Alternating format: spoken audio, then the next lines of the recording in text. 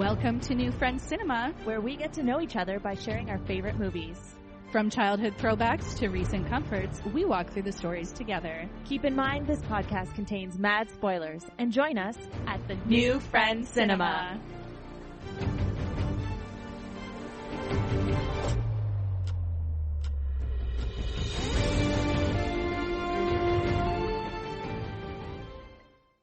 Welcome back to New Friends Cinema. Oh my gosh, season 2, welcome back. Season 2, I'm Dakota. And I'm Courtney. And that was very professional. Very professional. That's what y'all tune into our podcast for, is hyper-professional podcasting.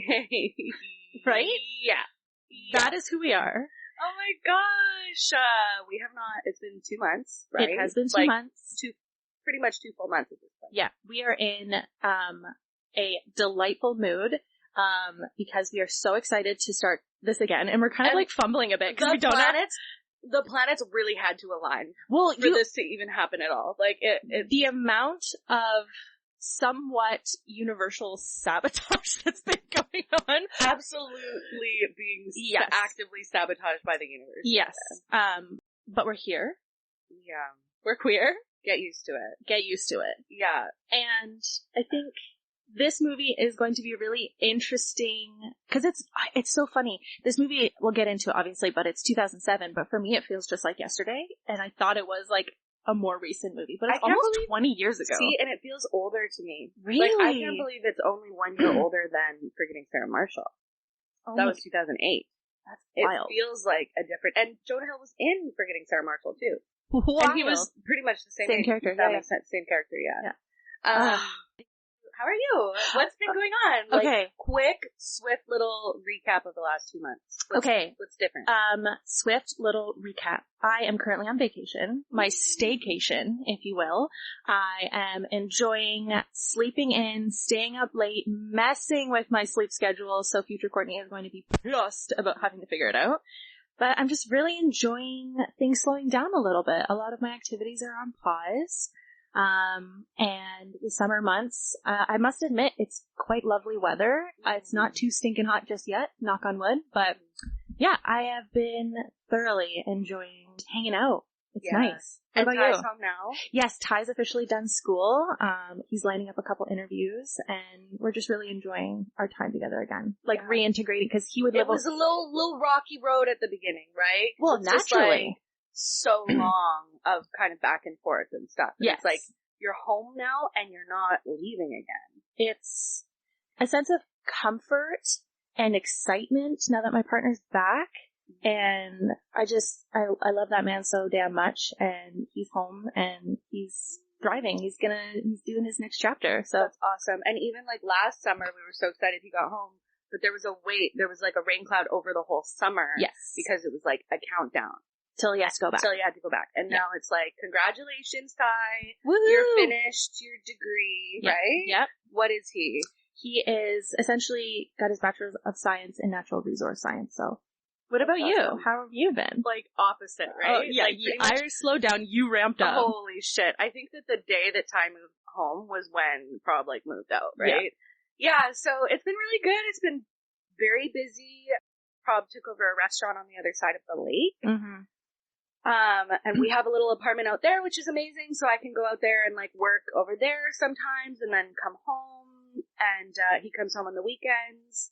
But it's like a 2-hour commute, right? So it's not an everyday thing, and we love it out there. We love the people like that we're working with and stuff. And you said it's like super quiet. It's so quiet. Once the ferry stops running, it's complete silence out there.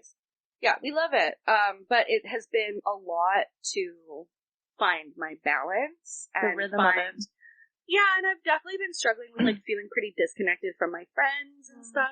I'm definitely doing my best to like show up, but it's different, you know, and it takes more work, and it's been a lot. And then we had quite a few guests over the last month, which is great. Like we love having people. The fact that people want to come and see us, we love that. And of course, it's always like just the whole summer people are trying to get their weekend in. because we're in the middle of nowhere, right? Like nobody comes here in the winter. No, it's a vacation spot, right? Yeah, so it's a blessing and a curse. And before, when I wasn't working and I was just in school, it was like definitely easier to just balance it. But it's been a lot. It's been a lot. But yeah, I'm just like really happy to be doing this again. Yeah. And I got another nose piercing. She's double pierced. And I got 2 tattoos. And you got a tattoo yesterday. I am freshly and tatted. you were just in a very prominent D&D game. Oh, yeah. That was like pay for play. Pay for play. Which sounds way kinkier than it actually is. I mean. But, some friends of ours own a brewery in town, and it was their 10th anniversary, and they were celebrating essentially the pub's birthday by doing a live D&D event. And I was asked along with some others to do a live session, essentially. And I got to play a level 10 character, which was very new and powerful. And in 5e, which is like such a different take compared to Simbroom. So it was fun. There was the whole point of it was like a lot of audience interaction, and if you rolled poorly, people can yell reroll and auto crit, auto failure. And fortunately, I didn't get a lot of auto failures because I would have cried on stage. Yeah. Like, people hate me. Me specifically. Yeah, That's great. Cool. But yeah, it was a good time, and holy shit, it's just a wild. I take a look at myself pre-pandemic versus post-pandemic, Courtney. Yeah. And I am not the same person in terms of like my social circle, my level of courage. I want to like toot my own horn here because I was on stage and like and like choir too, getting up on stage. Like it's been a big year of saying yes to things that used to scare me, and I'm so proud of you. Oh, thank you. You had a flower crown. I had a flower crown, and I did not want that wig sweat life. I heard that it was actually awful. Yeah.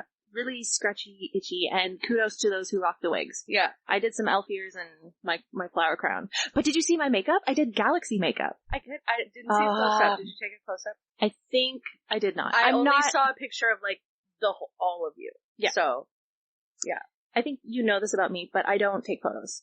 I don't know if you've even noticed, but I don't whip my camera out, and sometimes I regret it because it's like, I wish I could remember that moment. But also, while I'm in the moment, I maybe don't know where my phone is, but also I'm like that too. I don't take my phone out. Yeah. No, and if there's going to be a photo, it needs to be at the beginning of the night. Yes, before things get sweaty. Or I get drunk or anything. Like, because if you think you look hot, like you go out looking hot at the beginning of the night. Setting spray. And then by the end of the night, you're like, oh yeah, we're looking hot. And you take that picture and it's like your eyes are bloodshot going in 2 different directions. Yeah. You're like drooling a little bit and like, no, nobody's looking at the camera. No. Right? Everybody's single eye is on something else. Yeah, it was good. So I guess it's a good little catch up.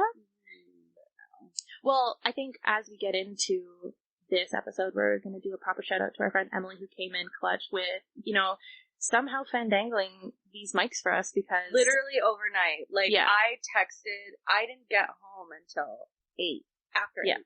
Yeah. I texted around 8:30. Because I was watching the movie and taking notes while you were texting me, and I was like, oh no, should I pause? I blew your phone the fuck up, too. I blew you up, man. Not about the like, I was like, I'm gonna take care of this. Yes. But, yeah. Dakota and I are both those kinds of texters where it's not a single speech bubble of our consolidated thought. It is single sentence, single sentence, single sentence, single sentence. Emoji, all in like a sequence of sometimes maybe like 15 Sometimes it's texts. per word, though. Yeah. Sometimes it's like... For emphasis. Yeah, exactly. And yes, these mics are very sensitive. I know, I'm like used to having to crank yours up so much, and I'm like, okay, you need to settle down, Courtney. It's okay. Anyway, are you ready? Shall we do this? Oh my gosh, this has been like also the most suspenseful. Because we pulled this movie at the end of our last recording, and for those of you who tune in on that bi-weekly rotation, thank you, first of all.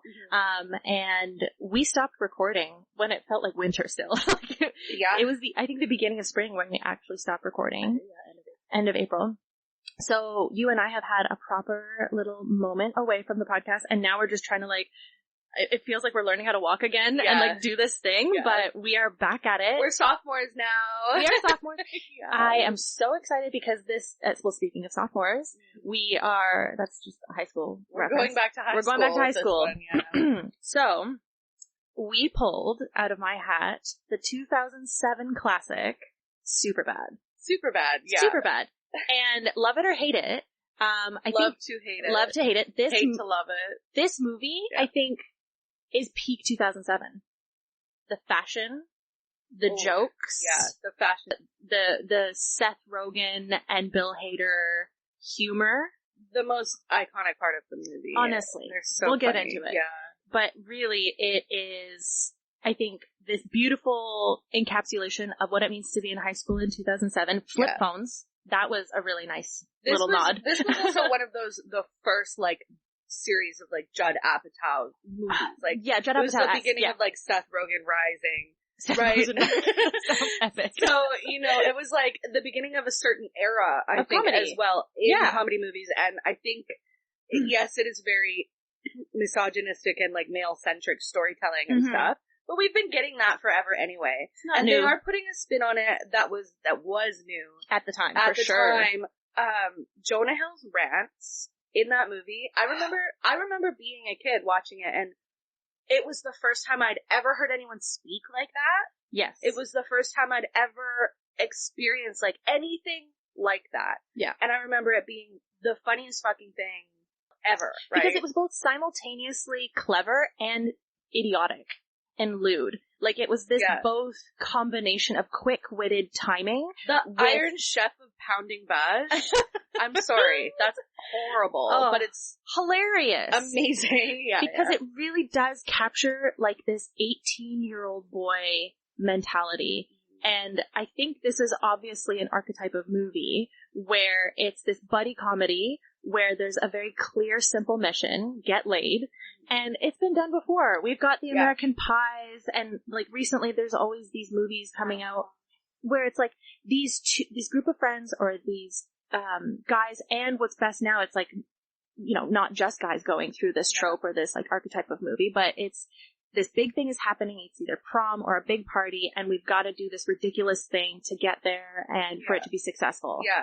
And there's always a commentary on, like, friendship and success and, like, whatever, but it's, I don't know, what kind of archetype movie is this? I'm sure there is an actual term. We're starting to see the female version too, right? With movies like Booksmart and Bottoms and stuff. Yeah. Which in my mind have evolved from the Superbad era to be obviously less misogynistic, but still hang on to that really beautiful blend of clever and, like, rude, crude humor. Shock comedy. Yeah. A lot too. You're like, a lot of times it's ridiculous. Like, whoa, yeah. Yeah. So this episode is going to be really interesting because we are going to obviously unpack the problematic nature of some of these jokes, but also hold on to the fact that I was laughing out loud at some of these stupid jokes last night. Yesterday. Yeah. That's exactly right. Not in 2007. Yesterday, because it held up. Like, a lot of the dumb physical comedy, when he gets hit by that car, Tyson and I both, like, spit our time. Yeah, there were he two. Got hit a couple times. Shit, I forgot it was more than once. Yeah. I know, it's so good. Okay. And also Joe Lo Truglio in this. So many hidden gems. Yeah. Before they got big. You didn't know, and now you're watching and you're like, oh, hey, what the that fuck? guy. Oh my god, that guy.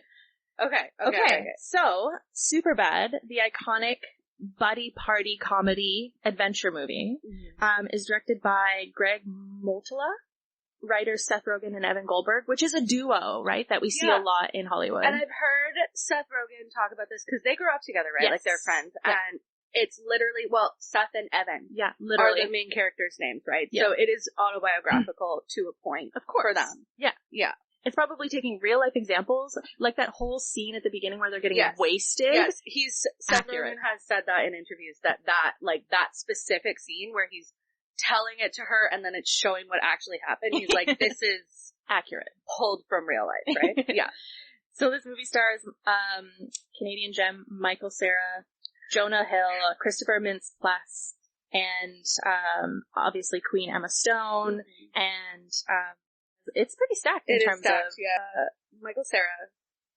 I just love it. he has this beautiful innocence to him when he plays characters like Michael on Arrested Development, where he has this vacant, glazed overlook where he's like not quite sure how to respond to something, but you can tell he's like, going through it. Well, he's like, something about Michael Cera is like, he's a comedy king, but I don't think that he ever meant to be. No.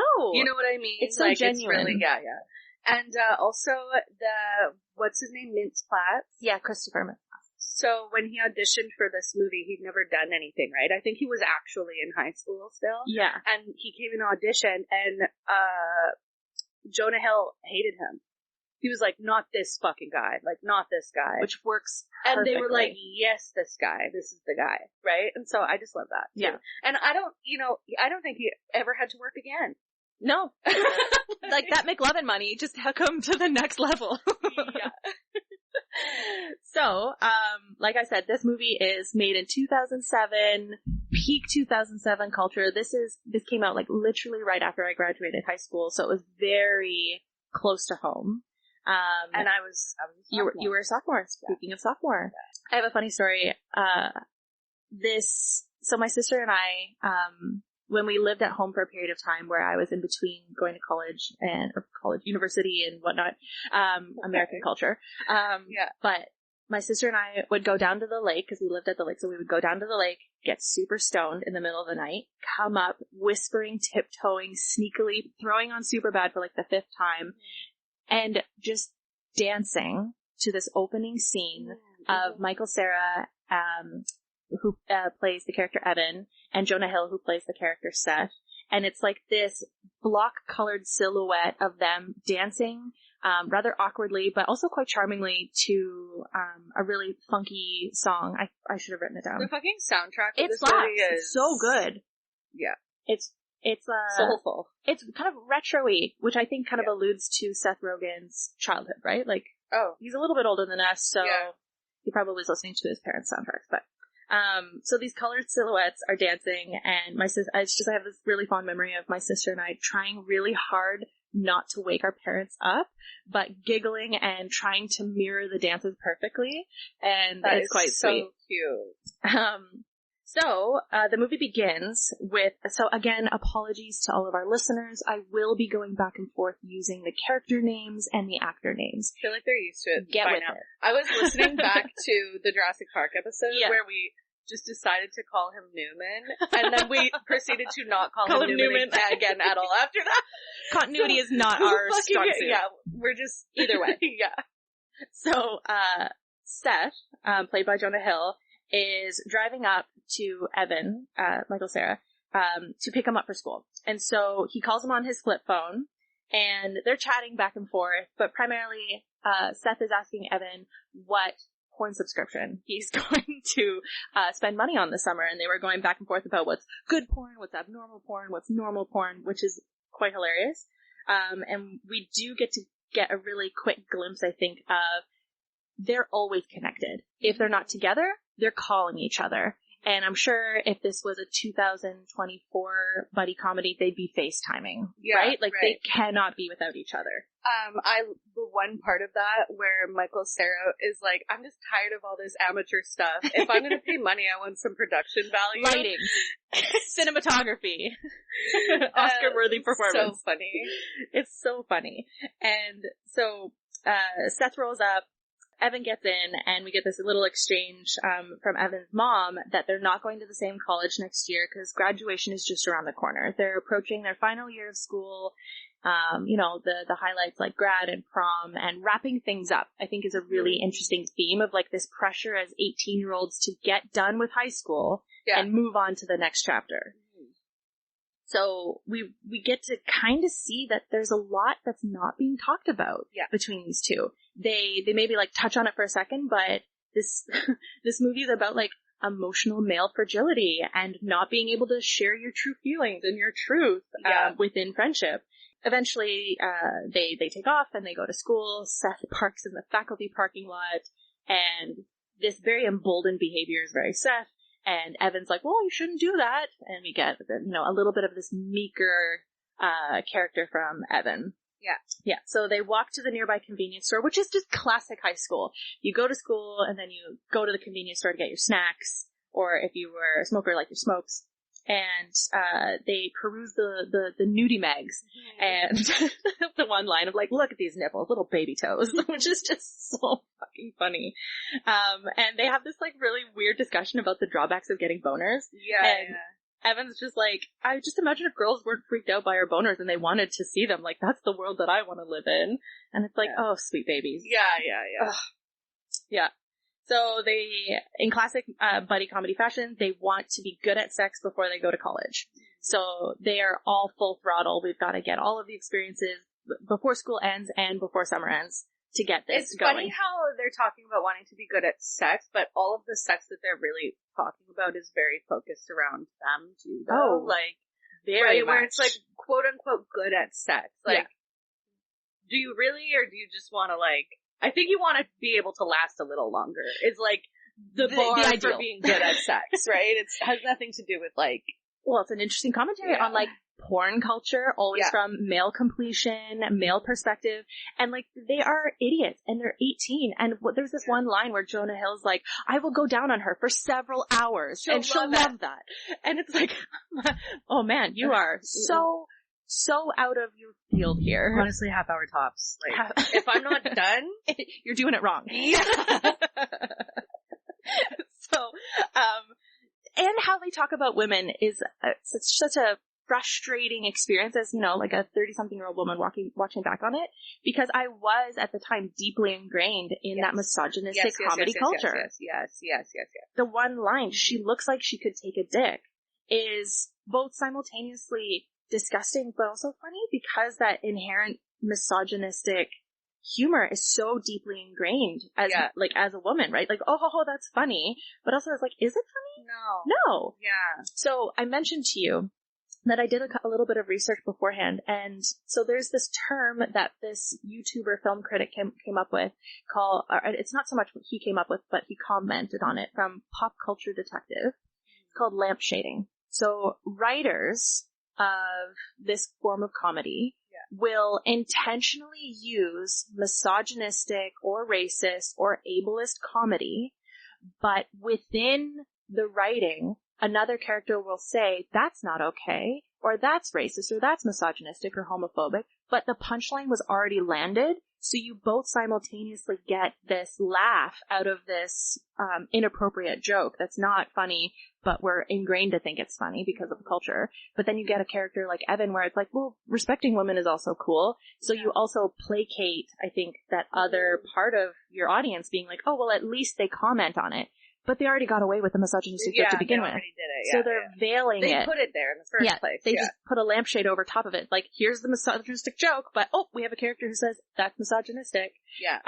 And it's just a really interesting character or take on it, because you have two characters who are obviously both wanting to get laid, but one is approaching it from the, you know, what would be considered the passive or the weak way of respecting women, and then we get the over-the-top misogynistic objectification of women through Jonah Hill's character. It's overcompensation. It's overcompensation because he's afraid. Yeah. Like, Jonah Hill's character is terrified. So vulnerable. So insecure. And I think they do comment on it, but not enough. Yeah.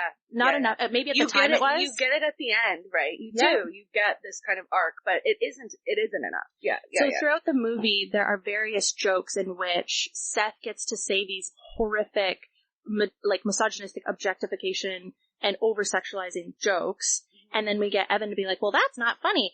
But the point being, they already had that joke land. Yeah. And it was laughable. Yeah. So they got away with it. Well, and like I said, how this was kind of a turning point too in like movies and stuff like that. Yeah. But like I remember, I loved this movie. Mm-hmm. I loved it. I thought it was so funny. Again, like you said, deeply entrenched in it. I didn't even know what feminism was at the time or anything like that. Any of these words we're talking about, I wasn't aware of. Right. But I remember being in high school with boys that watched this movie. Mm-hmm. And how the language definitely came through into real life and stuff. Oh, absolutely. And everybody loved the movie and it's a comedy and we're all laughing, but like it definitely bled into real life, into real high school culture, I think too. Oh, yeah. And they're kind of mirroring each other. It came from, and it also gave back. Exacerbated right? it. So, True. I don't know. Yeah. I don't even know what I'm really saying. Just that, like, I was there. It perpetuated culture that already existed. Yes. And what I find really interesting is that the female characters, primarily Jules and Becca, we'll get into it, were really interesting because a lot of the jokes were said, and Jules' character is just like, what? Yeah. It's interesting. Okay, but we'll get into it. Yeah. But I wanted to comment that it's called lampshading, and at various points in time I might bring it up later.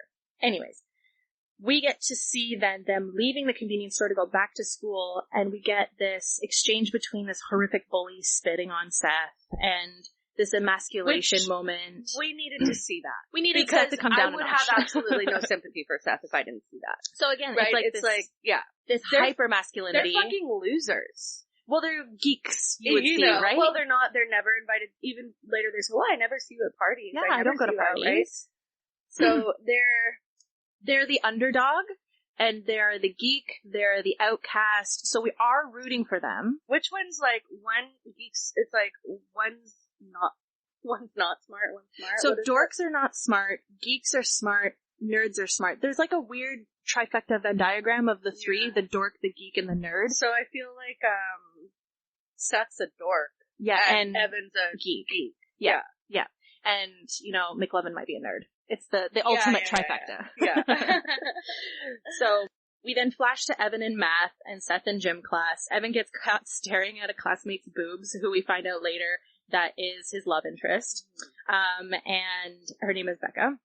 And they kind of chat outside of the class once math class is over, where it's like, are you going to this party, Evan? And we get this flash of Evan, Seth, and Fogel, who's Christopher Platz, just getting wasted at home, and as he's retelling this to Becca, it's this inflated, like, we went to a cocktail party, and we went to the club, which is really them trying to get into a strip club and getting kicked out. One of their parents had a party, and it's just so nice to converse with adults and have real conversations. Then it flashes to Jonah Hill, like, eating a whole bottle of Tabasco sauce. Them getting wasted. Yeah. It's like, I met someone who climbed at least 5 mountains. Yeah, Trying to sound cooler than they actually are, and Becca's into it. She is low-key trying to flirt with him, but he is so oblivious. And I think that's one of my favorite parts of this, is that she's dropping massive hints at some points, and he's not getting it at all. Because he's so nervous around her. It's very cute. Yeah. Well, and also he puts her on a pedestal too, right? Where it's like, he's so obsessed and in love with her, but he couldn't even actually be like present in their interaction to like pick up on what she's communicating, right? You really caught an interesting theme here. They are romanticizing sex. They're overly romanticizing these women and not seeing them as people, but rather either too out of touch or full objects for their disposal. So we flash the cooking class, or like home ec, and Evan tries to explain to his teacher why he hates home ec. No offense. And Seth. Oh, sorry, Seth. Yeah, I also interchange. I think Evan's names. having a great time. Evan's having a great time with Moroki. It's solid. They're making tiramisu, but Seth gets assigned to pair up with his crush, Jules, played by Emma Stone. This home ec rant is actually funny too. It's hilarious. It's very good. I don't mean to put down your profession. No offense, but this is bullshit. Yeah. Nobody takes it seriously. No offense. Just take it because it's easy. Yeah. Did you take home ec? No, I didn't. I knew what I was doing. Oh, right, because you grew up with cooks. Yeah, and I used to sew with my granny all the time when I was little. Like, my granny was pretty much my primary caregiver when I was, like, younger. And so, she had an embroidery business. We spent a lot of time sewing together and stuff. And then my dad's a chef. So, I don't know. I had a lot of... You didn't need home ec. You were home ec. I wish I would have taken it, though. It was a great, easy class. Yeah. And so in high school, we had periods that cycled, right? So, not those periods, but other periods. So home ec would sometimes land first thing in the morning. Yeah. And we would make the best, biggest breakfasts with like donuts and French fries. And it's so good. Was it like ours was like Mondays A, B, C, D, Tuesdays B, C. Oh, we did numbers. D, A, or whatever. So 1, 2, 3, 4, 2, 1, 4, 3, 3, 4, 1, 2, like 4, 3, 2, 1. Yeah. That's cool. That is wild. That came back out of the recesses of my brain. So this is a joke that was hilarious at the time, but now looking back and I'm like, that is fucking disgusting. So while Jules and Seth are cooking, Seth is behind her doing these like really lewd, like grabbing eggs for his balls and like pretending to fuck her from behind and like really awful. Coming like, into the measuring cup and drinking it. And ooh, woof. Yeah. So they are joking around. Like you could tell that there is a little bit of chemistry between them, but he's over the top sexualizing this moment for his friends, for the laughs, for the credibility, for the, I don't know, the dick points, let's say. Yeah. And she doesn't like catch it, right? No, she's not aware of those. They're communicating and they're having a fun time, but there's this whole other element of him like actively like sexualizing her without her knowledge at the same time, and it's like that sucks, you know, because it's like she's laughing with him and they're having a good time and he's being himself to her face and then he's doing this behind her back and it's like, who's the real Seth, right? Well, yeah, because I think deep down like he is like a good funny person, but he's like so over the top and it's so much, and it's like if she knew that you were doing that, she'd never be interested in talking to you, but she doesn't know that you're doing that, and she's interested in talking to you because she's enjoying whatever part of your personality that you're showing her. Exactly. Right? Woof. So, a lot of woofs this episode, So, Fogel enters the chat here, where he busts into this class, and he goes on to tell Seth and Evan about how he was following a classmate who was wearing white pants and a black G-string thong. Oh boy, the low-rise jean. The whale tail. The whale tail era. Yeah. I participated because that was fashion, that was culture, but I would have had my ass kicked. I was not allowed to leave the house. And my parents were high school teachers at my high school, so I had to get clever. Oh, yeah. Yeah. Anyways, he was, much of the time, the high school is just the horniest little thing possible, so they're all just staring at each other's body parts. Probably, you know, as we know, both ways. Women having these feelings, but... Oh, teenage girls are fucking disgusting. I know that. Yeah. You know, we know that firsthand, but it's just like... You've seen Big Mouth. We know what is going on. Yeah. So Fogel is telling Seth and Evan about watching Nicola, with her black G-string, and, at first Seth is like, do not tell Fogel about the party, because while he was with Jules making their tiramisu, she mentions that she's throwing a party and she invites Seth to come. We do get another glimpse here about like how Seth does not like Fogel in the movie and apparently in real life. Yeah. And he actively excludes because he's the third wheel to his Evan and Seth duo. Yeah. And I think that Seth also feels like whatever cool points they have, he feels like Fogel takes them away. Yes. Right? Yeah, his nerd factor brings them down. And forgive me, I worked so hard at not pausing the movie while writing these notes. Is it at this time he tells them about the fake ID? Or he's going to go get one. He's going to pick one up. Yeah. Where somebody else has gotten it and that it's super like they make them really good. Yeah. And he's going at lunchtime or something like that, some period to go get it. So he doesn't unveil it yet, but he's telling them he's getting it. Yeah. But then that changes Seth's mind about looping Fogel in to get beer and alcohol for the party. So he's just using Fogel for his ID. Yeah. So at lunch, Seth reveals that he hates Becca, who's Evan's love interest, because she revealed to the whole class, in like grade, 4 or something, I forget, that Seth has a secret lunchbox of just box of dick drawings. And at this point, we get this excellent flashback moment of a montage of, 10-year-old Seth just drawing dicks. So many dicks. Like, creative dicks. The Tiananmen Square dick fucking kills me every time. And then, like, and it's like little Pippi Longstocking dick. What we need to be getting out of this is, one, this kid needs to see somebody for help, but two, he has got an amazing artistic ability that needs to be nurtured. Yes. Like, there's no shame. He got shamed. Yeah. And I think the principal thought he was possessed by a dick devil. Which is hilarious.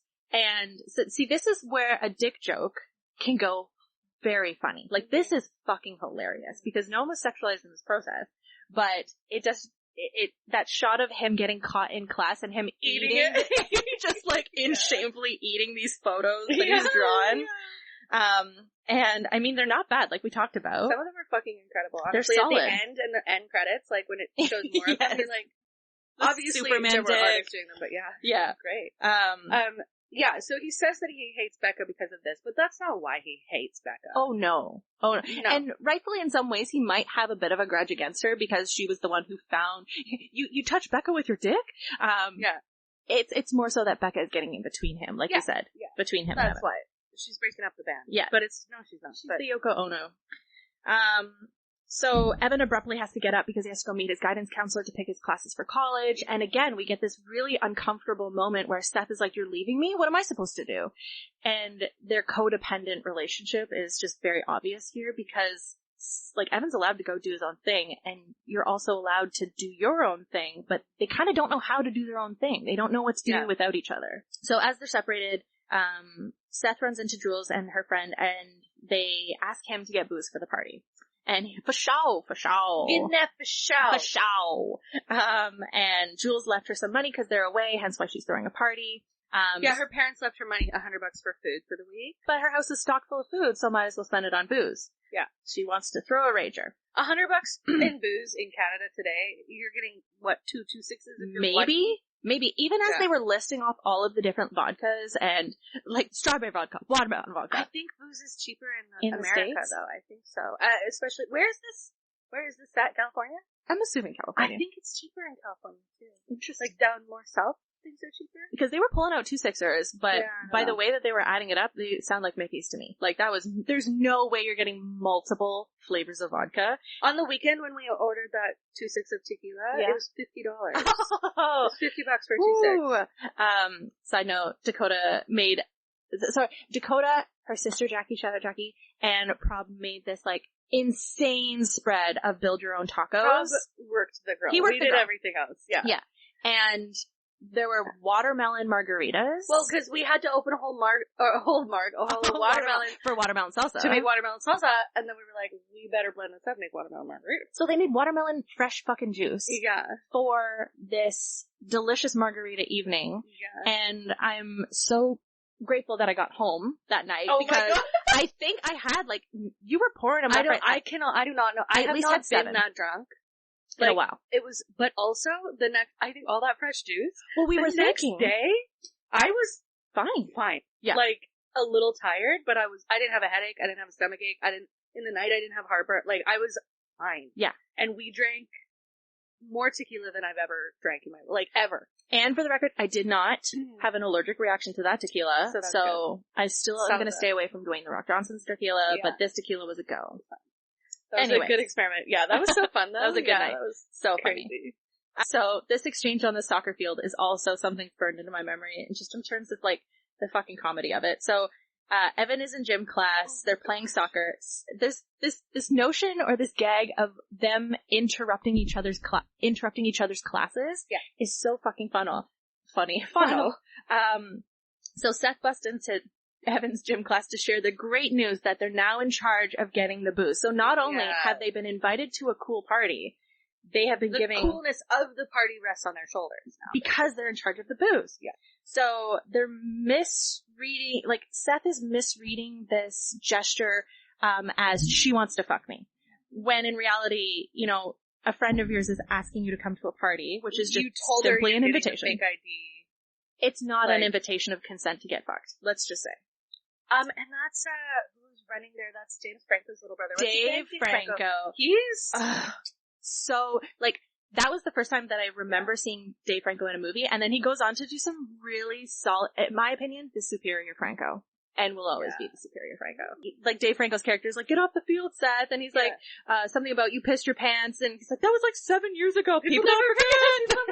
I feel like I still say, people don't forget!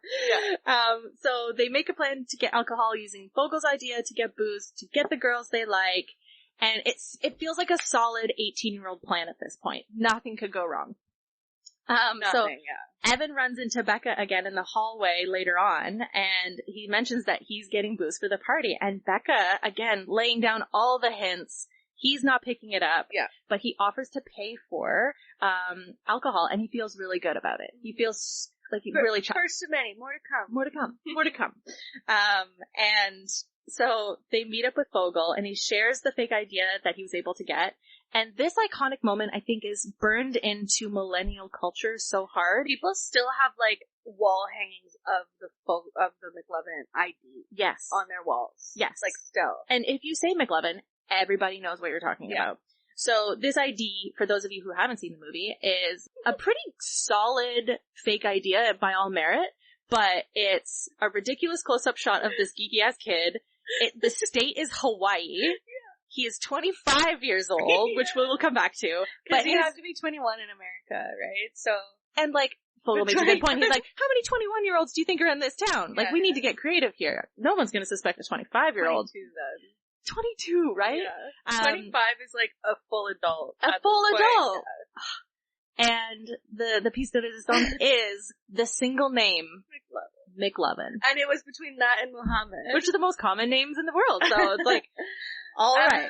And one of them says, McLovin, you sound like an Irish pop star. So funny. So good. Yeah. Seth is pissed. Oh yeah. Seth is pissed because this fake ID is not gonna work. Can you really see their dynamic though? Like, he's Seth so fucking shits on Fogel. He so bullies much. him. But Fogel's very like, go fuck yourself, Seth. Like, you're an idiot kind of thing. Like, he doesn't engage in the, how do I put it, like this vulgar bullying back and forth between the two of them. He's like, I don't want to fucking participate in this. You're an idiot. And you kind of get this like highbrow, I'm looking down on you kind of thing. Yeah, cause it's like the fake ID thing is like, I mean, this kid got into Dartmouth. Like, he's smart, but he's like one of those teenagers that thinks they know everything. Like, he's too smart. He's so fucking smart, he like overthought it to the point that it's dumb again. Oh, it's not gonna work. Right. Yeah. So, Seth berates him. He's super scared that this is not gonna work, which means they can't get the booze, which means he's gonna let Jules down, and in his mind, that means he's not gonna get laid. He's super upset about it. After school, they make it to the convenience store, or like the grocery store, because I keep forgetting, like, in the States, you can get booze at a grocery store. So they go to the grocery store, and Fogel shows up in a button-down white shirt and a suede vest. And the one line is like, fuck man, you look like Aladdin. Like, it's so good. And he's trying to look adult, but again, he's a fucking teenager, this scrawny, sweet little boy trying to look like an adult that's not working. Adults don't dress like that. Adults don't dress like that. And so Fogel says, I can't go in there. They know me. I work here. I can't use my ID here. Like, that's so stupid. So Seth goes in because he's like, I'm gonna go steal the booze then. Again, this like very hot-headed. I have to take care of it. I have to do it. And Seth then has like a variety of different hallucinations, fantasies of him getting the booze because he helped an old lady. He also gets murdered by the security guard. Yeah. So he backs out. I like the one where he just pays for it with an $80 bill. Good luck fucking Jules. Thank you. High five over the conveyor belt. So obviously that was a bust. And so they realize the grocery store is a bust, so they have to go to a liquor store nearby.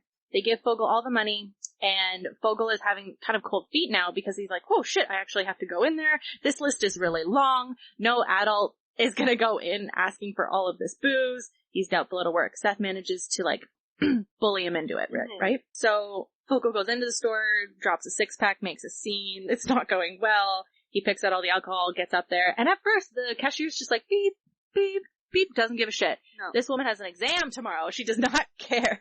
Yeah. The next series of scenes are kind of like inside the liquor store, outside the liquor store. So I'll do my best to like interchange. But as he's doing this, on the outside of the store, Seth and Evan are outside bickering about what it means to be prepared for sex. Evan brought a condom and a little bottle of spermicidal lube. And Seth is like really upset about it, right? Yeah. Yeah. He's like, wait, I thought we decided, you made fun of me about this. They don't make decisions without consulting each other, so he feels really personally let down that Evan decided to do something without him or make a decision without him. Yeah. Back in the store, Fogel is attempting to talk his way through the alcohol purchase. He is trying to banter. Yeah. And it's like, and he's got the sweetest little lisp where he's like, I've heard this brand of beer has more hops in it. Yeah. It's so cute. And he's struggling, and she's just like, look, an adult wouldn't have this much small talk about booze. Show me your ID. And so he pulls out the ID, and as he's handing it to her, in this moment, a robber comes in, clocks Fogel in the face, punches him to the ground. She's just screaming, because obviously she's being robbed, and he takes all the money and runs away. But outside, Evan and Seth see a young woman, and they're commenting about her boobs, and they run off simultaneously, sprinting to go get a good look at the boobs, so they're not in the vicinity of the liquor store. While they're away, Seth Rogan and Bill Hader are the two cops that come to essentially investigate the robbery, and they question Fogel and ask him about his name. So there's a cop car out front. The boys, as they make their way back after, trying to catch a glimpse of some boobs, the boys mistake the cop car for being getting called in. Like he got caught. Yeah, they called think in he got caught. for the fake ID. And he's like, I didn't even know you could get arrested for stuff like that. In reality, obviously he's not getting arrested. We know that, but they don't. So they essentially kind of like back away. They don't want to be associated. They're bailing on Fogel. But what's happening on the inside is that Fogel is just getting interviewed about the robbery. We do get a glimpse here of the two cops. I think it's Officer Slater and Officer something else. I'm just going to call them Seth Rogan and Bill Hader for the sake of continuity. They are not good cops. No. And, Seth Rogan is like is a new cop. Yes, getting trained. Yeah. So Bill Hader is kind of like guiding him. Seth Rogan is shadowing him.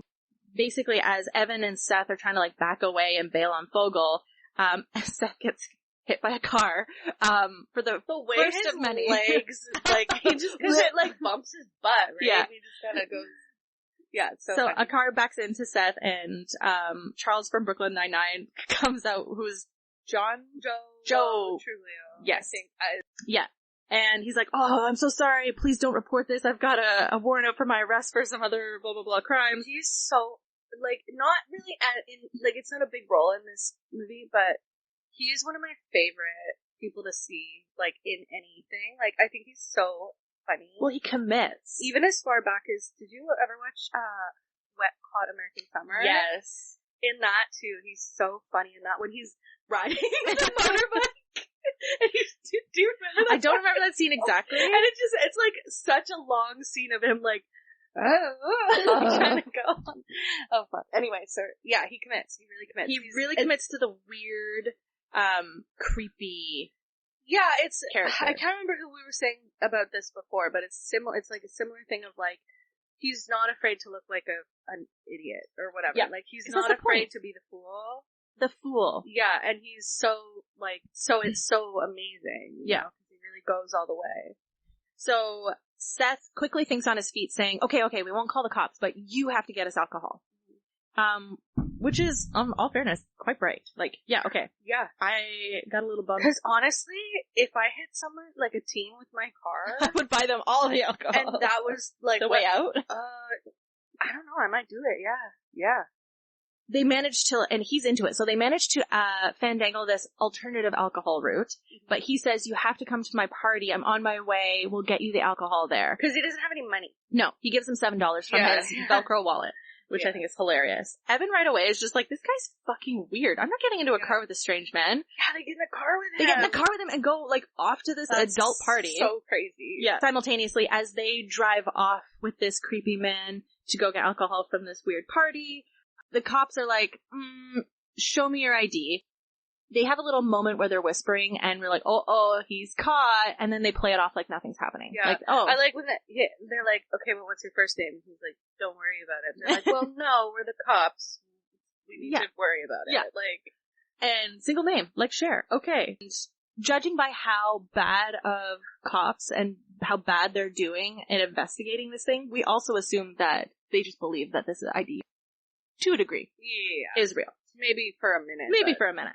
So they get him in the back of the cop car because they're taking him and all of the booze that he successfully managed to buy to the party, to Jules' party. They're not the best, so they're throwing on their sirens and their lights to make it through red lights. They're speeding. They get a radio call to invest a disturbance in a bar. They're talking about how we'll never catch the guy who robbed the convenience store, blah, blah, blah. They're not they're not trying very hard at the job today. But they're gonna go drop Fogel off at the high school party, Jules's party, after they go to investigate this disturbance at the bar. Mm-hmm. So now we flash back to Seth and Evan arriving at this house party of adults, and judging by the look of like, the slow look of people watching Joe's character come in and the two teens like following him, they're like, what the fuck is this guy doing here?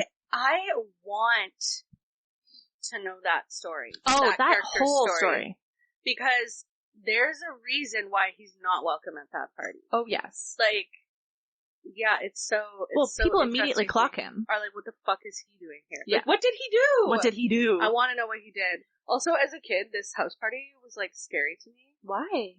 Well, just, like, as a kid, like, watching, like, this grown-up party. Oh, I see, there, yeah. I was like, ooh, like, it's just, Be like, careful. so grown. Well, it's not a high school party, that's for sure. But watching it now, I'm like, looks like a regular it looks party. Like a pretty good party. Yeah. Like, dancing. Yeah, and like, also chill. just, like, more people sitting and stuff and, like, chatting. I'm like, that's legit. Speed. The room in the back where there's, No, you know, happening. Yeah.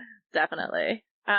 So the owner of the house, Mark, comes to confront Francis, who's Joe's character, and yelling at him, being like, why the fuck did you come here? You're not invited. I'm like, are they cousins or something? Like, what did he do? And he had a warrant out for his arrest, so maybe that had something to do with it. But essentially, as this, like, full-on fight is breaking out between the owner of the house, Mark, and Francis, the weird car guy, and they're just having a full-blown fist fight outside. Seth and Evan, like, wisp their way back into the house to try and score some alcohol to, like, get out of this dodgy situation and get to Jules' get to Jules' party. Yeah. They have this exchange while they're searching, where Evan's like, I don't need to get alcohol. I like Becca. Yeah. I don't need to get her drunk to like me. I'm just gonna go for it. I respect her, which implies that Seth doesn't respect Jules. And to be fair, he hasn't really shown respectful behavior to this point. Yeah. And they have this tiff, they have this fight where they're kind of falling, their delicate codependent ecosystem is starting to fall apart because their interests, whether it be after high school's over or liking girls, their codependent dynamic is being, challenged, and it's not going well because they don't fucking talk about their feelings. Now we flash back to the cops with McLovin in tow, and they begin to chase down this guy at a bar who's making a scene, guns out immediately. So they're at this, like, local establishment, and this man, who is clearly inebriated, is yelling, and he starts to bolt, and Bill Hader and Seth Rogan have their guns out, and they're running around like a fucking Benny Hill comedy, and the guy manages to still slip away from the cops, leaving him to get, like, full-on beelined into McLovin, and he slips and falls, and it appears that McLovin took him out. But they're yelling at him. They're like, "Look, McLovin, get him, McLovin, take him out. You're the last straw." And so this scene, again, we flash back to Evan and Seth at the party, where Evan gets a call from Becca. Now, this scene stands out to me, where Ty and I, when we were starting dating, we watched Superbad all the time, like, over and over and over again. I think we had a weird thing for Michael Cera, too, because, like, we watched a lot of Arrested Development together. One of Bob's favorite movies is Youth in Revolt.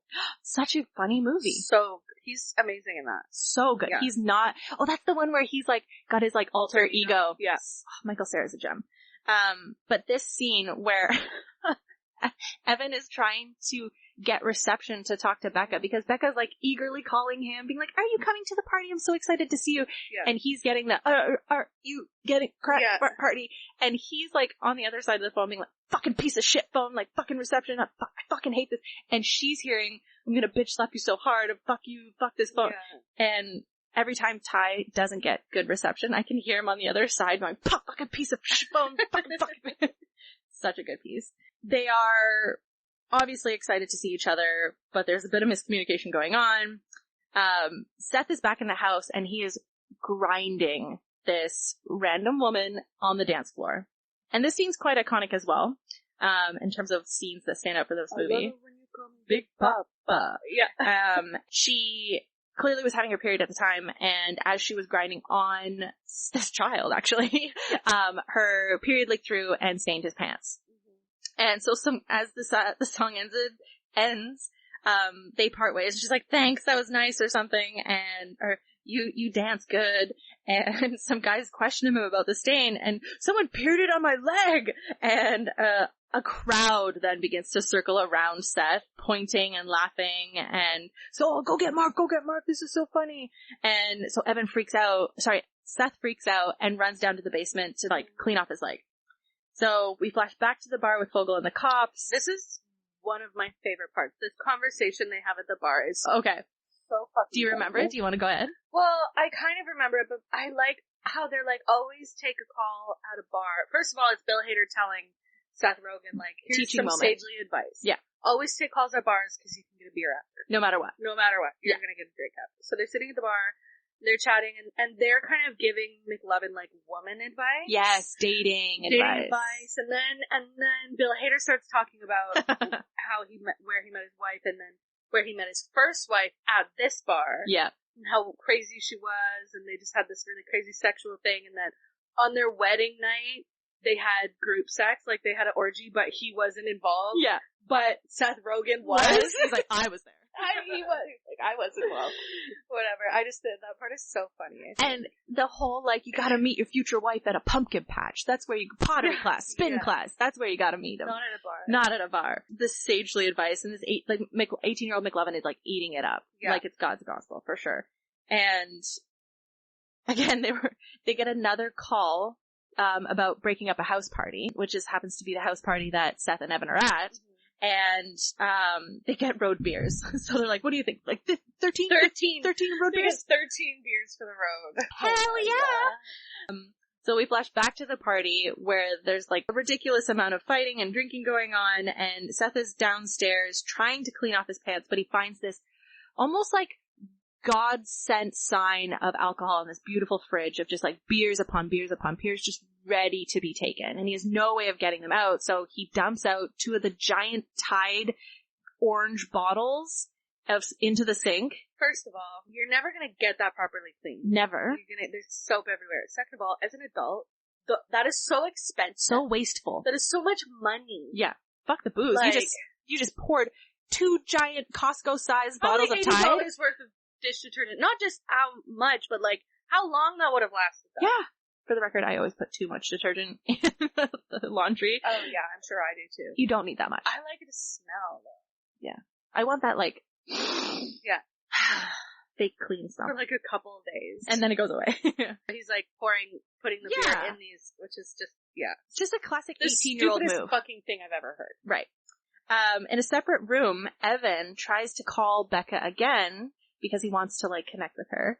And she's super cute and giggly, and as they're having this conversation on the phone, a group of guys, like, pour into this empty room, and they start just doing lines of coke, smoking joints, and they mistake Evan for cousin Jimmy, Jimmy's cousin, who's the singer. You're a singer! This part is so real. And this part is so real. I know all the words to this song because of this movie. These are so funny, but all these guys and, like, just the way, the vibe, it's like, this is true. This is so intense. It's true, though. But I love, I can't remember the actor's name, but I always loved him, because he was, Bernard in the Santa Claus. So in this room, I think there. 3 of the Freaks and Geeks guys Yes, are in that room. Yeah. And which is just a little nod to Seth Rogen's friendship from that one season.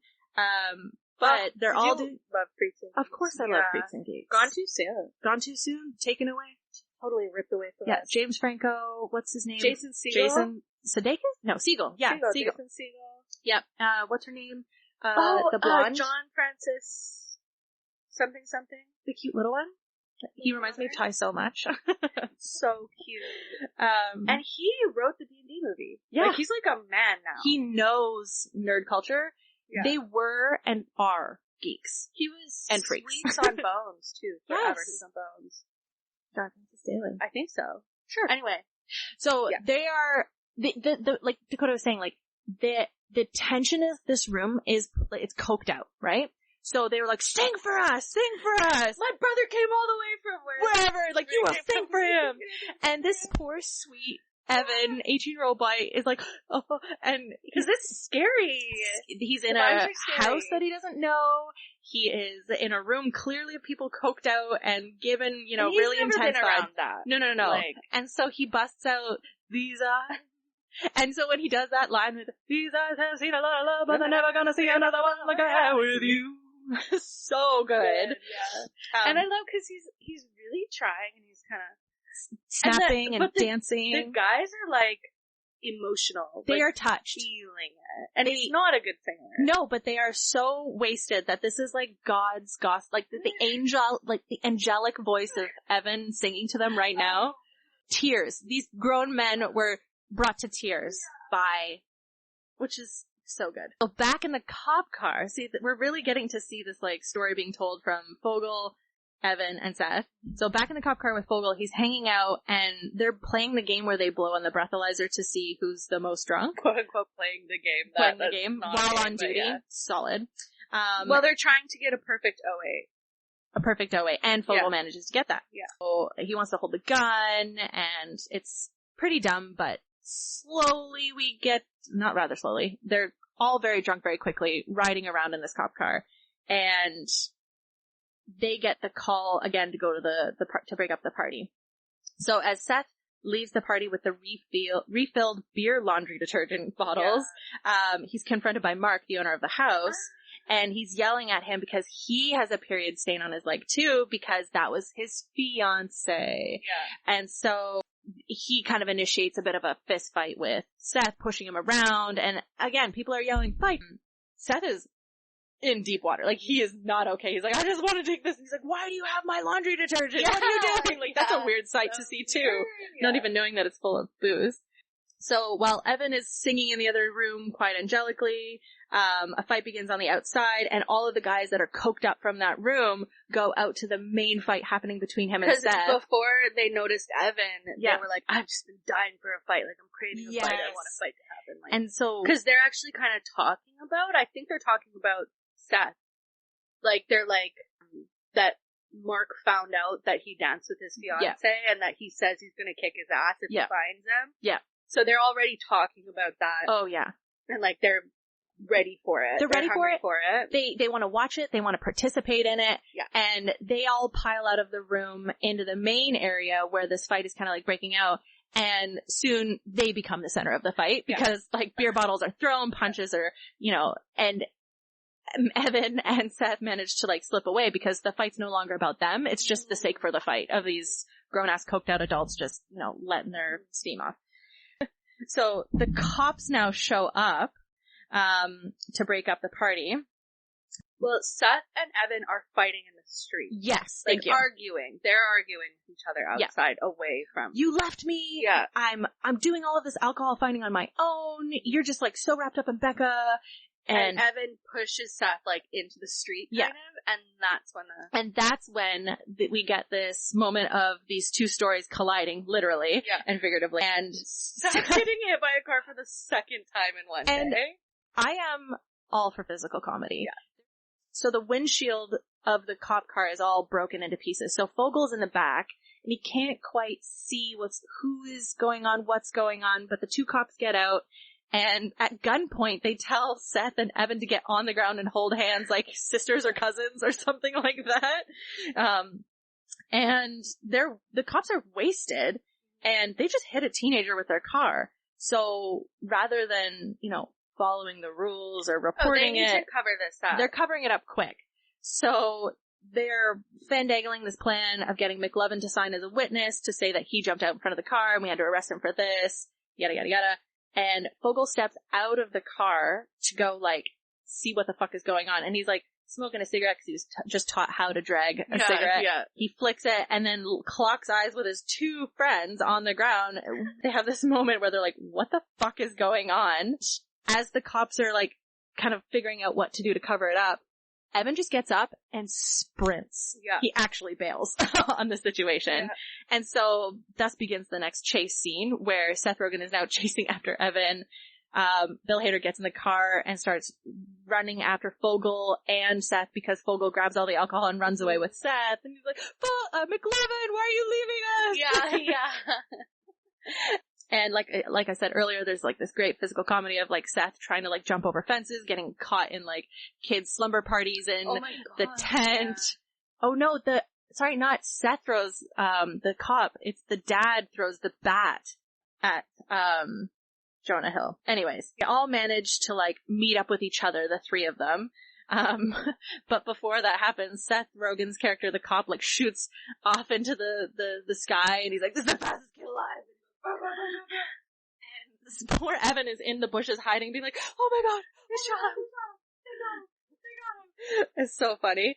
Fastest kid alive. He's the fastest kid alive, puking up his guts. So and as they all manage to like make their way and get out of the chase with the cops in the bush, they got onto the bus, and the person that was like previously being arrested from the bar, who was in the back of the car with them the whole time, is on the bus because he also got away because of that scene. And they have a bit of a confrontation where he's like, "You were the one who took me out." A scuffle ensues where the Goldschlager or Goldschlick vodka that Evan got for Becca explicitly falls to the ground and shatters. Slides. Slow motion. He reaches out and boom, misses it and it hits the ground. They get kicked off the bus. In this exchange too, heated words are being thrown around. "You fucked this up. No, you fucked this up." And in the exchange, Fogel reveals mistakenly, Evan had told Seth that they'd be living with each other next year at school at Dartmouth. Dartmouth? Love Dartmouth. Dartmouth. Yeah, so, well, cause Fogel has been pushing, like, being, like, to Evan, you have to tell him. He's gonna find out. He's gonna be more mad, like, just tell him what's the big deal. Yeah. And Evan's like, "I'll do it, I'm just not ready," or whatever. Mm-hmm. And Fogel, I don't think he does it on purpose. But he, accidentally No, he's like, "Oh, you told him." Yeah, he's like, "Oh, finally, you told him, that's great." Yeah. And then, we find out that Fogel and Evan are going to be roommates at Dartmouth. Yeah. Next year. Seth is hurt. He's really upset. They kind of have this split then, where they make their way to the party, but they are not going together. Mm-hmm. So Seth runs off to the party and he's greeted by Jules.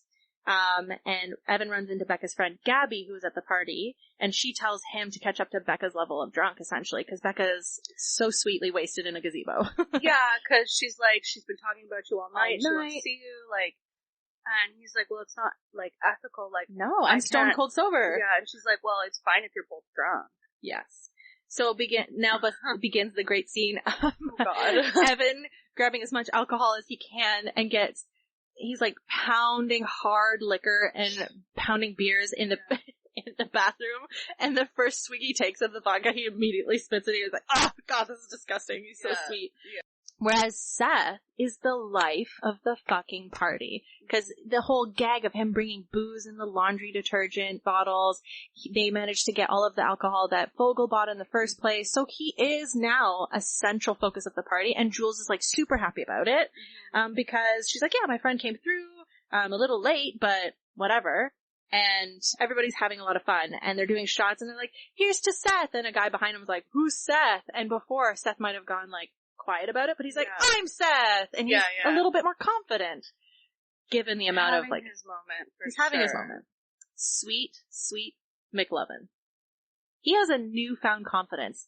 Somehow he managed to take the advice from these terrible cops and translate it into, "I'm going to shoot my shot with Nicola," because he sees her on the dance floor and he has this moment of like, "I can do this. I'm going to go approach her." And so he goes up, he introduces himself, and they start dancing. And she's into it. And it's really, I think it's quite sweet, actually, just to see him in this newfound confidence go for it. And we're happy for him.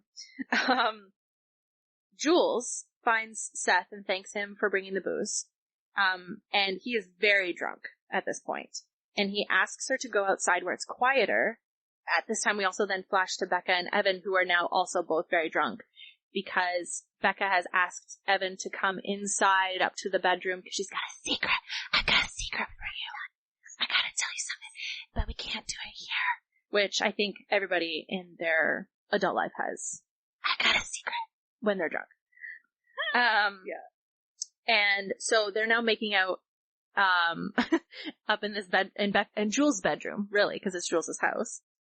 she's doing like this very drunk. I got something To to show hear. you something special. And she's like doing this very drunk, giggly, very sweet, innocent striptease, really, where Evan is like excited, but also just like really overwhelmed because it's happening really quickly. He's like this girl from like most of high school, right? And it's all happening in this moment. He would have been happy if they held hands tonight. Yes! Yeah. He was so, he respects her, he likes her, and this is hitting like 0 to 60 real hard. Mm-hmm. And so Evan is like interspersedly like drunkenly being like, you're so special. You're so unique. I like you so much. Well, she's like, I'm gonna give you the best blowjay ever. Yeah. Again, we have the split between Evan having this moment with Becca and Seth having this moment with Jules outside. And Seth immediately kind of like tries to make a move on Jules. She stops him to say that, well, let's do this at a different time. Like, I'm not in the mood. Like, you're really drunk. I'm not into this, like, this way. And he's like, but we're both really drunk. Why don't you want to get into this? Like, we're having fun. It's drunk. It's a party. She's like, actually, I'm sober. I don't drink. Like, I don't really like it. And his whole plan is crashing down because the whole shtick of it all was, she's gonna be super drunk. She's gonna be into me because she's drunk, because why would she be into me if she was sober? Which is so fucked up. So sad. Sad and fucked up. Yeah. Like, that he feels like he has to get someone drunk in order to like him, and this notion of planning to get a girl drunk to get him to get laid. Like, it's really messed up. Ugh. And she's not into it. She's like, no, I don't like this dynamic right now. Let's talk tomorrow when you're sober. He kind of like goes in to kiss her again, but he also falls at the same time and smacks her in the face. And she goes, what the fuck? And like walks away. She's now got like a black eye. He's on the ground. And as he's on the ground, he now sees the cops approaching the party to break it up. Flashback to the bedroom upstairs where Becca and Evan are still making out, and Becca's like ready to take it to the next level of having sex. And Evan is like, no, I'm not ready for that. Can we just stay kissing? I really want to slow down. He's saying like, you're really drunk and I just don't feel good about it. Yeah. And then she's like, why are you being little bitch about it? Which is, again, this really unhealthy perspective that we're teaching kids at the time, like adult, like teenagers at the time, like, you're a little bitch if you don't want to have sex. Yeah. Which is so uncool. She feels rejected, I think, at that point too, because of the male gaze and what she's been taught. Yeah, it's very that. It's that like feeling rejected, feeling like, what is wrong with you? What's wrong with me? Don't you want to sleep with me? me? So drunk too that it's like in like childlike thoughts at this point. Also, she's a child. Yeah. But like very simple, like that, right? Where it's like, you don't want to have sex with me. I thought you liked me. And no way is there a world where you can like someone and want to take it slow and have like consenting sober sex. But in the midst of that, Evan is like trying to get up and like console her, but she then pukes her guts out all over the bed and she's like, go get Gabby! And he's like getting dressed, trying to go get Gabby. She's not having a good time. The cops are now breaking up the party downstairs. Oh wait, no, sorry. Evan manages to pass out on the couch before the cops get there. Right, sorry. No, that's okay. It's just a little off. They might be outside or whatever, but he goes, gets Gabby, and then he's just downstairs. Yeah. Like, with Maroki on the couch. The timeline. Yeah. You know. It's hard when there's like different storylines happening at the same time. But then, so when the cops enter, he's passed out. And Seth manages to fireman carry his friend, who continues to stay passed out, and take him out of the house before the cops come. The cops break in, sending all of the teenagers running, scattering. No, it's the cops. And all the while upstairs, what appears to be Jules' parents' room, Vogel is getting busy with Nicola. The moment of like, it's in. So gross. But you're cheering for him. You're like, yeah, go Vogel. You can do it. Yeah. I think at this point too, it's a little misleading because she thinks that he's 25, and doesn't even recognize him from school. She's like, we were gonna go to Hawaii together. So the cops break in, she screams, runs to get her clothes. They're like, McLovin, what are you doing? And slowly it's revealed that they knew he was a teenager the whole time. Yeah. And were just giving him a good time. A night he would never forget. And they have this moment where, like, Fogel's naked in the bed, the comforter covering himself, and then the two cops sitting beside him, and they have this moment where they're like, we're really sorry we cock-blocked you, man. We're just here to, like, support you and help you live your journey. And they have this moment where, like, how can we make it up to you? Yeah. And Fogel's like, well, so the whole bit was, like, take me out in cuffs, like, my shirt open, I'm a badass criminal, I'm acting crazy, you fucking cops, you can't contain me, I'm fucking Fogel!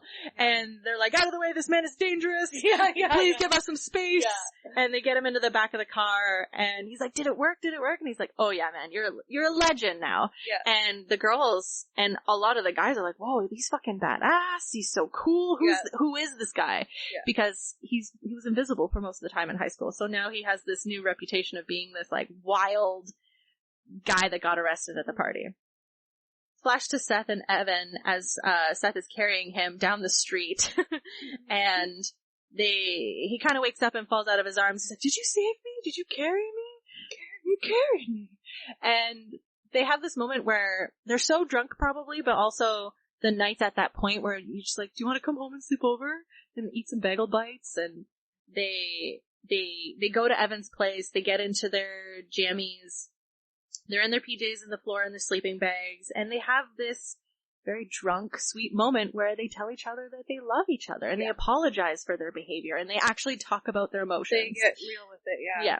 Which is unfortunate that you have to be that wasted in order to feel comfortable to share your vulnerability. Yeah.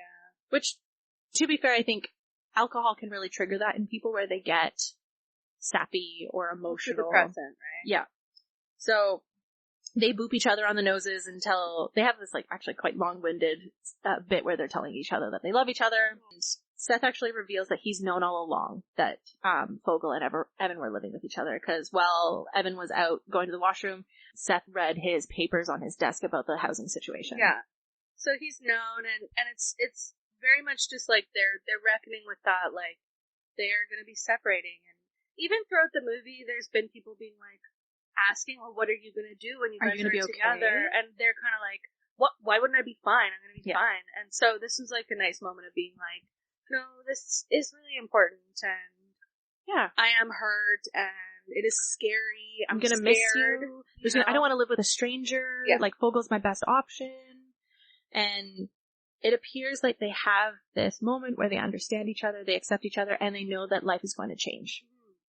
The next morning, they are hungover and crusty, like, of all hell. No, but they're teenagers, so they're fine. They're gonna bounce back. Yeah. I remember the days when I could get I had an entire Smirnoff watermelon vodka one night and ate Lucky Charms the next day and took an exam. Like, that shit is just normal. Or like coming home at 4 and then getting up at like 7 and going to work. Yeah. Like, still reeking of booze. Out of every pore. Every orifice. And it's like, why are my fingernails dirty? I don't remember this. Yeah. Oh, man. But they agree to go to the mall. They're kind of acting like nothing happened, too, which is interesting. Or like, it wasn't a big deal that we said I love you. Or maybe they don't remember, quote There is unquote. a bit of a moment when they wake up where it's like the morning after. Kind of, there is some weirdness. Because Seth's like, I should go, you know. Or we can hang out. Like, that's cool, too. Yeah. Like, we could go get something to eat. Yeah. Playing in a little bit of, like, they're kind of a couple. They hang out with each other all the time. But Evan reveals that he has to get a comforter for college, so let's go to the mall. So they have their plan, they're going to the mall, and at first we see them kind of like in a Gap or something where Seth is trying on jeans. Yeah. And this whole bit's hilarious where he's like, I'm gonna get really tight jeans so you can see my camel tail of the dick in the front, which is so funny. Like, yeah, that's what the ladies really go for, is that camel tail. As they're going to go to the next store, they run into Becca and Jules, who's coming up the escalator, because Becca is buying Jules a new comforter because she puked all over hers, and Jules has to go to the drugstore or a makeup store to get some foundation because she is rocking a shiner of all shiners. A huge black eye. Yeah, from Seth, who smacked her in the face as he fell on her. So when they kind of have this moment where they see each other and they come together as like a foursome, it's awkward, it's tense, it's like, I don't remember anything, do you? And it's like, I don't remember anything, do you? Clearly they have some recollection, because Becca is even like, thank you for being a really nice guy about it. clearly she remembers that he, Yeah. Like, everyone remembers. Enough. Yeah. Enough. People don't forget. So Becca and Evan have their moment. Becca thanks Evan for being a nice guy, even if she doesn't remember anything. Jules and Seth have their moment where Seth apologized for being a dick. And she asks Seth to buy her the makeup to cover up the black eye that she got from him. And they have this moment where Evan and Seth are kind of like accepting that they're kind of moving on. And their codependency is like slowly pulling apart and falling away. Seth and Jules are going down the escalator. And Evan and Becca are at the front, and they maintain this eye contact, and they're like waving, and then eye contact, and like looking away, and then looking back, and looking away, and looking back. Yeah. And it's sweet. They're growing up. They're moving on, but learning still how to have a relationship while living independent, healthy lives with new people. Yeah, you gotta have more than one relationship. Like, it's really important to have diversity. It's something where it's like, they both were craving it. It's almost like, their codependence became oppressive, right? Yeah. Like, they were oppressing each other in a way. Yeah, preventing each other from having these important things happen in their life, whether that be relationships with new people or going off to college and doing new things and feeling happy and excited for your friend doing those things. But the movie essentially ends as they fade away from each other, as they go down the escalator and do their thing, and they turn away at the top of the escalator and do their thing. And I'd like to imagine that they had, a healthy relationship that sustained itself. I like to imagine that Jules and Seth become friends. Yeah. And that Seth gets appreciation for women, not just as sexual objects, but as like full rounded human beings. Yeah, a person. As just a person. Like, they get along. They have fun together. Yeah. I'd like to think that they become good friends. I think that's a really beautiful take, because so often in these really sheltered, secluded, dyadic relationships between young boys, they don't get a chance to expose themselves to relationships, not in that way, but like expose themselves to other kinds of relationships with different people, including people who are not, cis men, right? So I love that take, because he then gets to strip away, and she's bold. She'll tell him, that's not funny, or that actually is really harmful, the way that you say these things. I'm imagining her as in her like early 20s being like, you know what, Seth? Your misogynistic humor is actually not funny. Yeah. I'm a person. I feel like you're hiding. Yeah. What's that insecurity there? And we get to see Seth in these moments have these like raw sense of vulnerability with Evan, albeit when they were drunk, but perhaps he will grow into this idea of embracing his emotional vulnerability, especially in friendships. Yeah. And with women.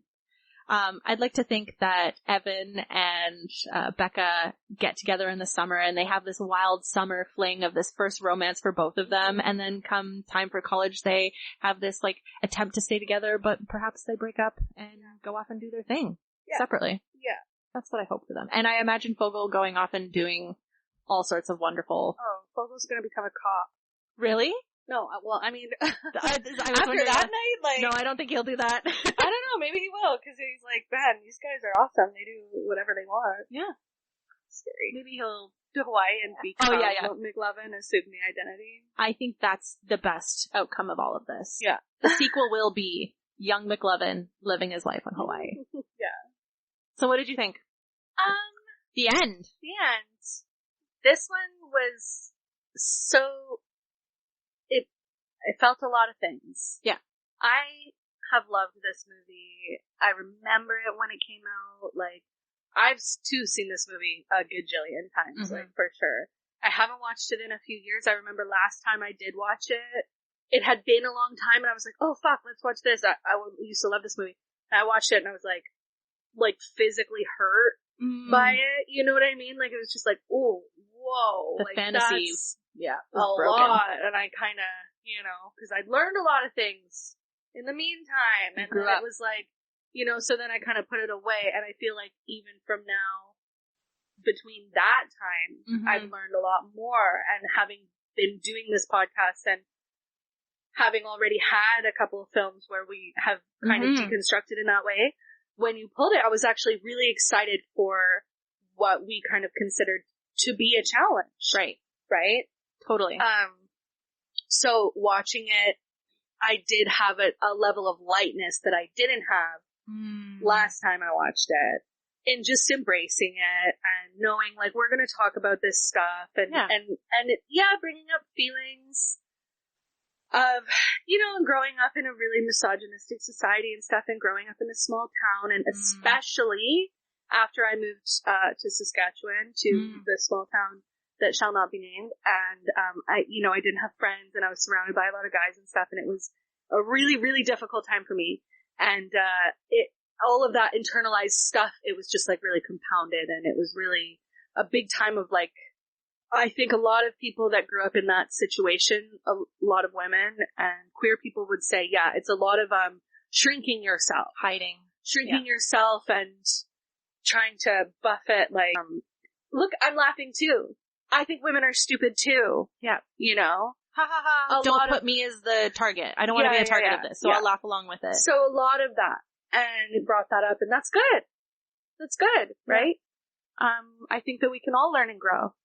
And it, like we said, it was kind of part of a first wave of a different kind of movie. And yeah, I don't know what else really to say, but I loved it. I loved doing it.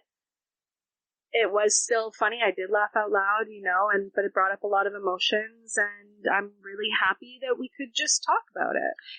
I think that's what stands out to me too as one of these, the gem out of rewatching some of these movies, because it is this notion of rose-colored glasses at some points with like nostalgia kind of giving this fuzzy facade, that like, are like this blanket that goes over top. Things were better, or, don't you remember this when? And I think nostalgia is a really interesting thing that I've been grappling with in the last little while, because there was so much of this movie that was so close to home, because I was that age when that was coming out. That was my high school experience.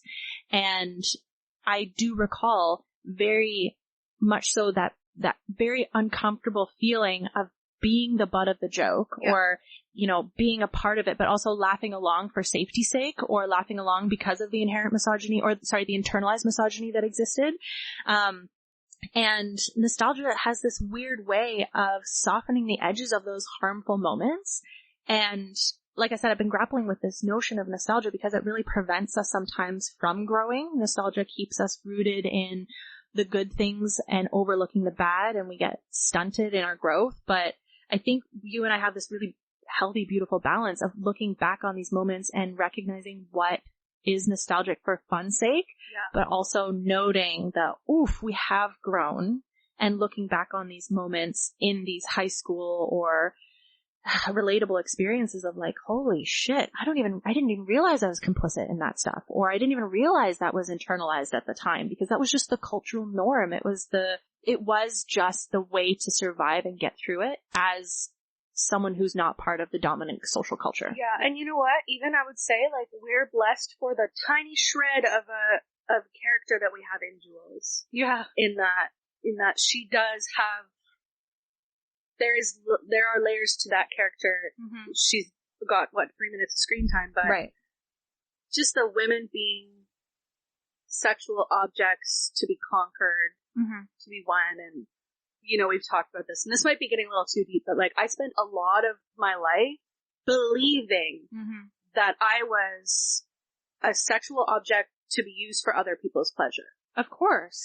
And not understanding the concept of having my own pleasure, or of being valuable in my own feelings about things. Because a lot of times you express yourself and you're the butt of the joke, or you're whatever. And so there is an element there where it was like, you know, like, ooh, ow, you know, but, So Ty and I, went to couples counseling recently, and in my individual session with my therapist, we really deconstructed this notion of what it means to be desired, what it means to be sexual, and what it means to have had the male gaze interfere and the inherent misogyny interfere with just even basic biology of what it means to feel sexual and to feel sexualized or to be desired. And for the longest time, I relate to what you've just said, and I think a lot of our listeners can relate to that, where understanding our own sexual identity has been shaped by pop culture, shaped by media, shaped by Hollywood, because we're shared these stories of this is what it looks like to be sexy. This is what it looks like to be desired.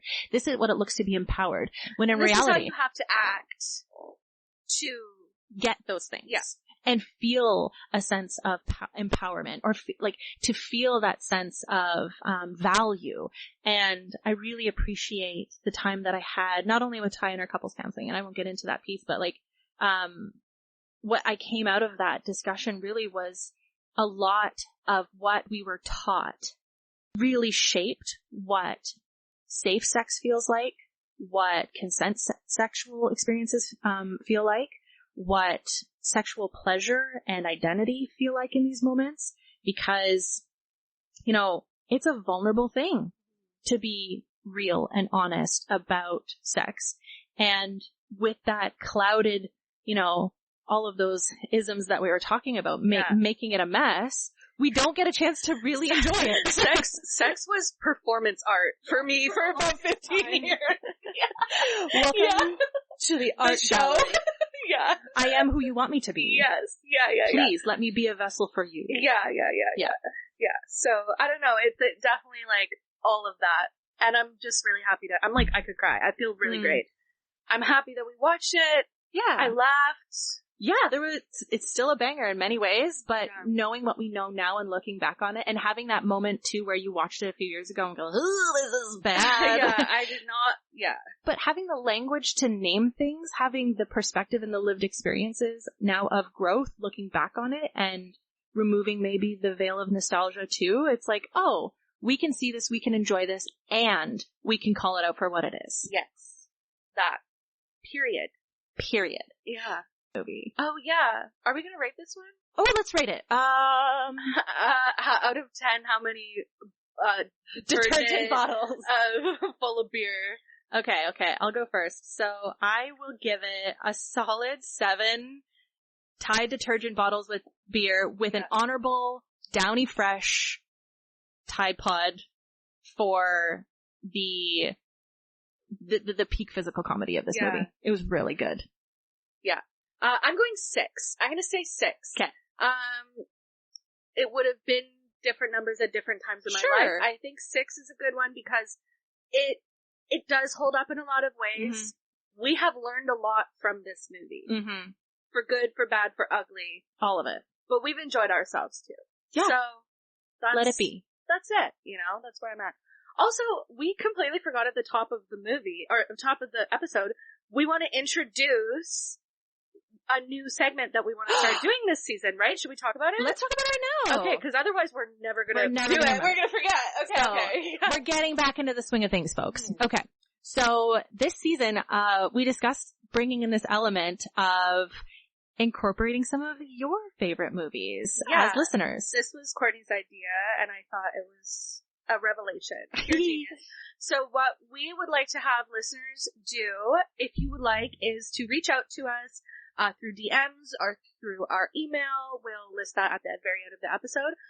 And just give us a little, couple paragraphs, 1 page, short little write-up of what's one of your favorite movies and a story around that movie, whether it's about, when you first saw it, where you were at, a story relating to it, of, something that nostalgic to you about it, or like what, why you like that movie and how it shaped you, or it could just be like, this is my favorite movie straight up, but list 10 reasons why. Yeah. Or like, have fun with it. It doesn't have to look like any certain thing, but once we start getting these in, we'd like to start sharing them, we'll read probably, depending on what we have, 1 or 2 at the top of the episodes.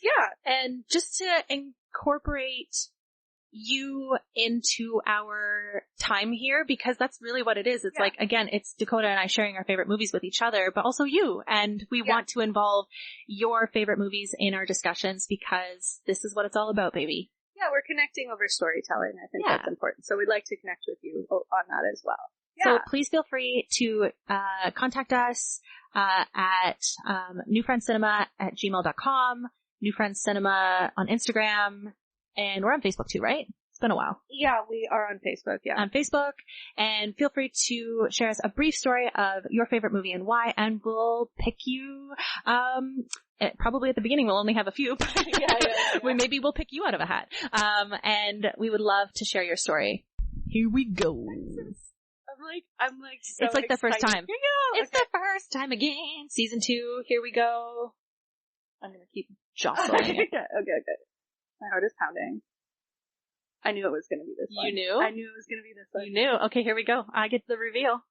Oh, I can't wait. Yeah. Can't wait. I recently watched a YouTube video about that movie. Yeah? Yeah. Very good. So, in classic fashion, we will not be revealing the movie. However, guess who's taking over socials? Oh. Me. Yeah. I am taking over socials because I've got to share the load. I want to do. The way you said it. I didn't tell her that. No. I would like to share the load in true Samwise Gamgee fashion. Yeah. Share the load. You know what I'm talking about? In the movie? No. Fellowship? Okay. Basically. Oh, yeah. He's like, in slow motion. Okay. We'll cut that.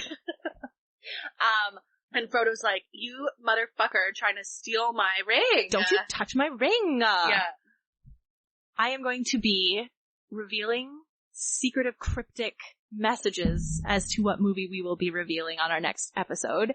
And I don't know, you'll get some straight up kudos if you guess it in the comments.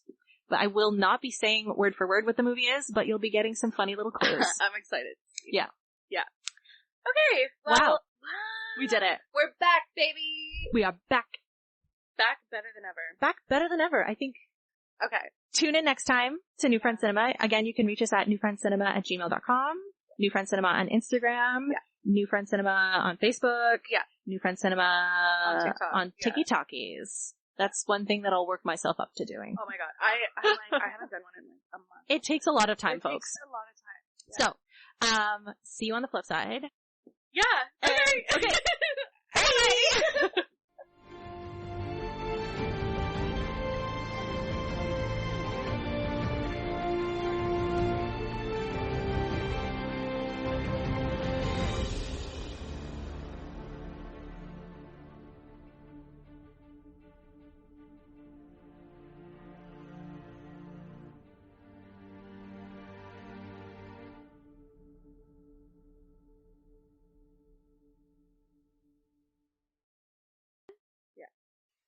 Your neighbors are yelling. It's your neighbor yelling about something not being straight. These two bitches. Is she talking about me? Oh my god, thank you. Are you yelling at me? These eyes cry every night for you. These arms longing to hold you. And the hurting's on me, yeah.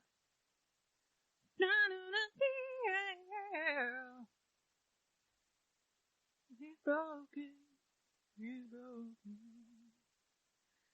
These eyes have seen a lot of love, but they're never gonna be another one like I have with you.